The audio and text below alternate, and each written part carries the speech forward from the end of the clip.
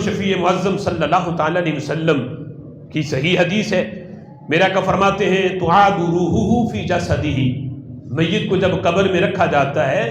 تو اس کے بدن کے اندر روح لوٹا دی جاتی ہے۔ اب روح لوٹانے کا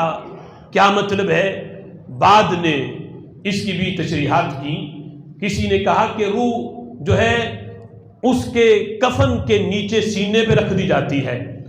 کسی نے کہا کہ روح کا جسم کے ساتھ اتصال ہوتا ہے۔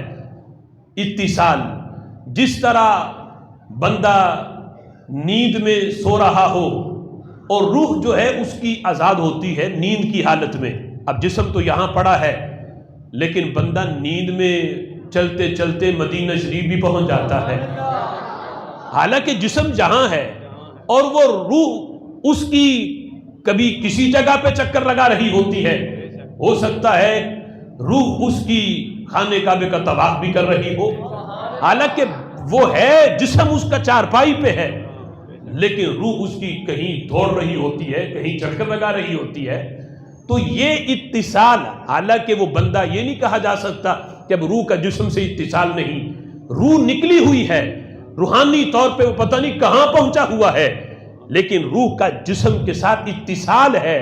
اگر ادھر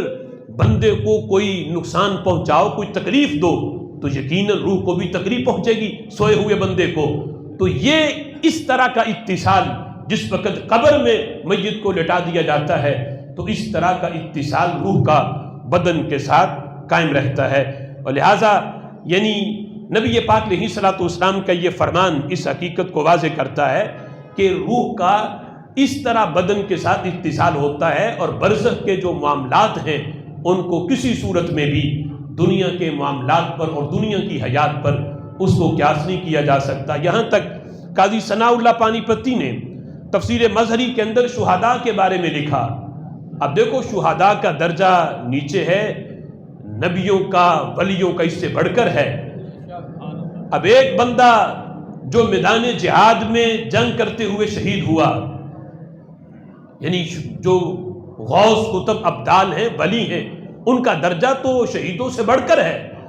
لیکن شہید کی حیات قرآن کے اندر بیان کی گئی۔ اللہ فرماتا ہے کہ ارواحہم، ان کی روحوں کو اللہ تعالیٰ عطا کرتا ہے قوت الاجساد، جسموں والی قوت۔ فرمایا اگر یہ کہا جائے کہ شہید زندہ ہیں اور یہ کہا جائے کہ جسم تو ان کا بالکل فنا ہو گیا، بس روح ان کی تو کہا یہ تو عام مومن کی بھی شان، اور یہاں تک بیان کیا، کہتے ینصرون اولیاءہم، فرمایا شہید تو وہ ہے کہ اگر کوئی شہید کا دوست اسے مدد کے لیے پکارے، یہ اگرچہ دنیا سے جا چکا ہے لیکن شہید اپنے جسم کے ساتھ آ کے اپنے دوستوں کی مدد بھی کرتا ہے، جسم والی قوت کے ساتھ اپنے دوستوں کی مدد کرتا ہے اور اپنے دشمنوں کو جو ہے نقصان پہنچاتا ہے، دوستوں کو فائدہ دیتا ہے۔ چونکہ رب ذوالجلال نے شہید کو جسم والی قوت عطا کی، تو سوچو کہ اگر شہید کا یہ مقام ہے تو غوث اعظم کا مقام پھر کتنا ہوگا۔ حضرت شیخ محقق علی الاطلاق حضرت شیخ عبدالحق محدث دہلوی رحمۃ اللہ علیہ اشرۃ اللمعات کے اندر آپ کہتے ہیں میں نے اپنی حیات کے اندر 4 ہستیاں دیکھیں، 4 ہستیاں جو ویسا تصرف کرتی ہیں قبر میں جانے کے بعد جیسا تصرف وہ اپنی حیات میں کیا کرتے تھے۔ 4 شخصیات ایسی ہیں کہ جیسا تصرف وہ دنیا میں رہ کے اپنی ظاہری حیات میں کرتے تھے ویسا ہی تصرف قبر میں جانے کے بعد بھی کرتے ہیں، بلکہ کہا اس سے بھی زیادہ کرتے ہیں، جتنا دنیا میں کرتے تھے اس سے بھی زیادہ قبر میں جا کے کرتے ہیں۔ کہتے ان میں 2 کے تو نام بتائے، کہا ان میں ایک حضرت معروف کرخی رحمت اللہ علیہ ہے اور دوسرے حضرت شیخ عبد القادر جیلانی حضور سیدی غوث اعظم رضی اللہ تعالیٰ عنہ ہے۔